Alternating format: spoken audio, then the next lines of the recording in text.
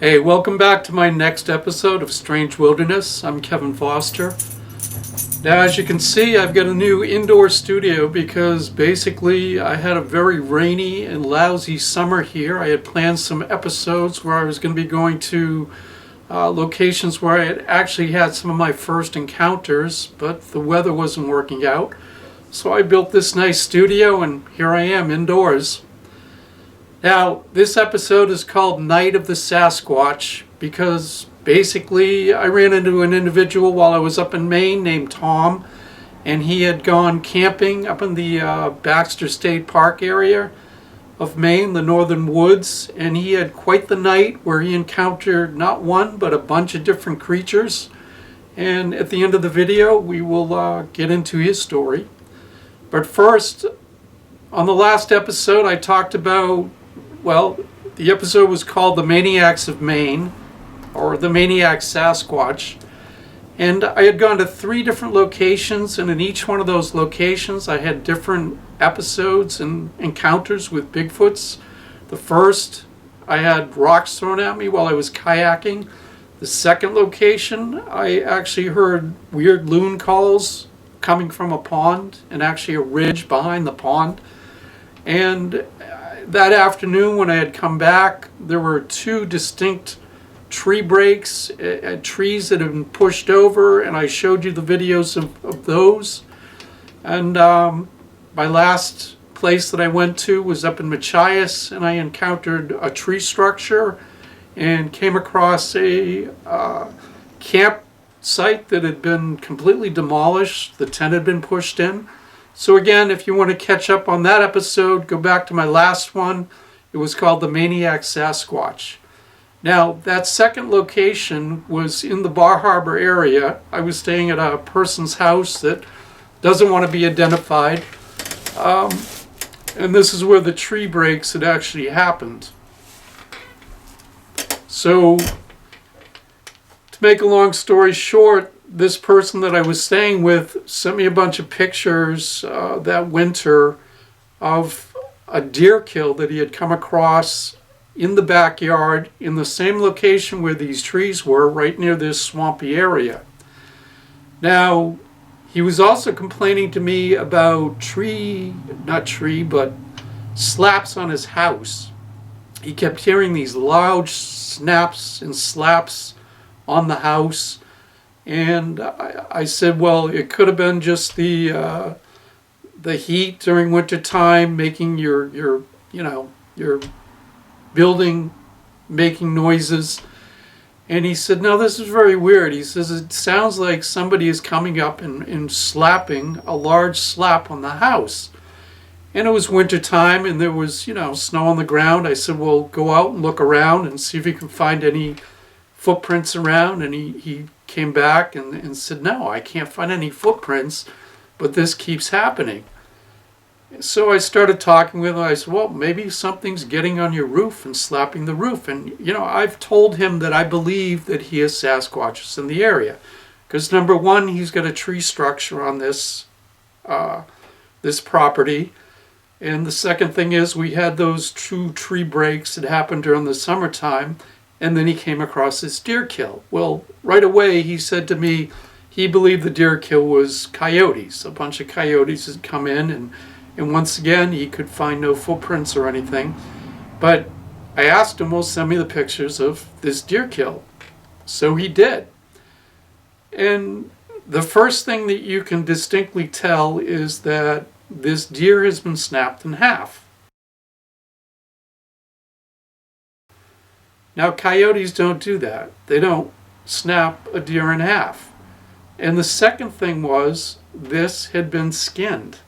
Right past one of the particular breaks of the deer is this pile of skin, just sitting there, like something had actually taken and skinned the deer.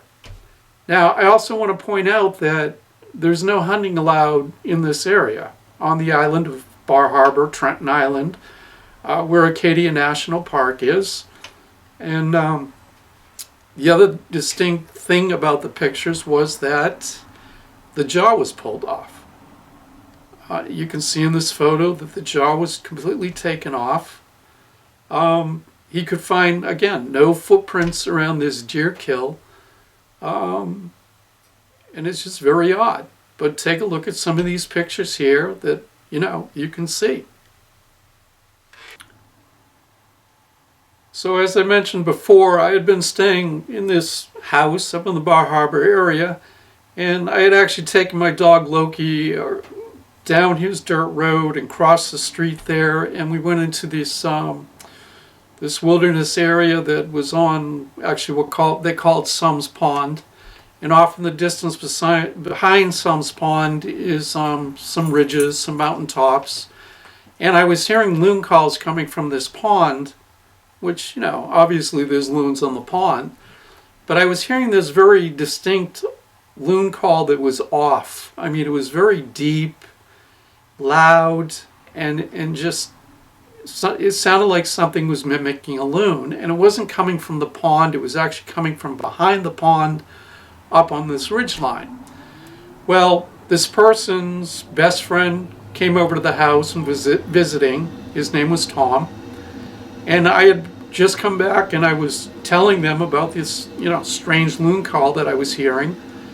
And Tom says to me, well, he says, I got a story for you. And he says, I heard a bunch of these strange loon calls coming when I was camping last weekend. Now, Tom and his girlfriend had gone up to Baxter State Park. They had taken the logging roads in, and they ended up coming to a place called Joanne's Pond, where it's a camping area. And he set up his tent, like right on the edge of the water. And there was a few other camp sites around. This is, a very rural area, very rural camping area. And some old guy was in the camp next to him, but off a distance away. But, they could see him, they could hear him. Well, apparently that night, they had crawled in. They were starting to go to sleep because they wanted to get up the next day and they wanted to go hike Katahdin Mountain, which is the highest peak in Maine. And he fell asleep, and he said it was probably about 2, 3 o'clock in the morning. He woke up to this splashing happening outside in the water. So he got all excited. He said, well, geez, there must be a moose out there splashing around, or a bear. So he got up and he slowly unzipped the tent, and he could hear the splashing happening while he was unzipping this tent. Once he unzipped the tent and poked his head out, it was a very well lit moonlight out. He could see the water, he could see everything under this moonlit night. But the splashing had stopped. So while he's poking his head out, he heard this loon call coming from the far side of the pond. But as I described, it wasn't a loon. It was something much louder, trying to mimic a loon. So he sat there listening to this call, and it kept going over and over again. Well, then all of a sudden he started hearing the same type of loon call coming from behind his tent. And then he started hearing more of these loon calls coming from other directions on the opposite side of the pond. And there was, I guess, a hill area or a mountain area behind the pond too, and they were coming up from the hillside. So he was listening to like 6 different loon calls going back and forth, calling to each other, but they weren't loons. He said this was something that was very loud, very off, but mimicking a loon. So he ended up zipping the tent back up, going back in his sleeping bag, and again he started hearing this splashing coming from outside his tent. And his girlfriend at this time was awake, and she was getting a little nervous. She's like, what's that? Is that a bear? He says, no, I don't know. He says, so he unzipped the tent again, stuck his head out, the splashing stopped, and again, he couldn't see anything. This thing just like vanished, disappeared. So he thought that was odd. So again, he zipped the tent back up, and he's doing this quietly so that, you can't hear the zipping of the tent. So again, he laid down, and again, the splashing came back. And again, he could hear these different loon calls in all areas and behind the tent. And then all of a sudden he started hearing like something walking on the roadway, something very loud that seemed to be making this loon call. So he had a gun with him. He had a handheld gun, and he pulled the gun out. He slowly unzipped the tent, and he got out of the tent, and he started looking around. The splashing had stopped. He couldn't see anything behind the tent, but the loon calls were still going off in the distance. He could hear those on the other side of the pond. These were still going, and he just didn't get it. He said whatever this was, it just kept disappearing. He says he wasn't sure if it was like going under the water and hiding under the water. He couldn't figure out what was behind his tent, making these calls, and then when he got out, it would just like disappear. It would vanish. So again, he got back in the tent, and he said this kept going back and forth all night long, and every time he got out of the tent, he couldn't see a thing. So eventually he just gave up and just ended up going to sleep. He said the funny thing was that he could hear the old guy that was next to him snoring away. Didn't disturb him, didn't wake him up.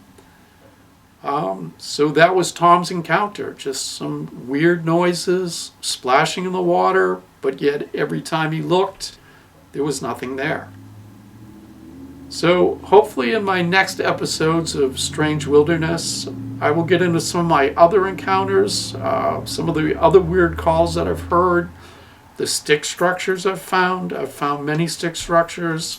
I've found large rock croppings stacked up on each other. There's no way that a person could have done this. They were huge boulders. And just some of the other strange encounters that I've come across. And one in particular is going to be back in Cobscook State Park, where I had my first original sighting of a Sasquatch. So stay tuned because I'll have more episodes coming out. And thanks for signing in. Like, subscribe, and all that. And have a good day.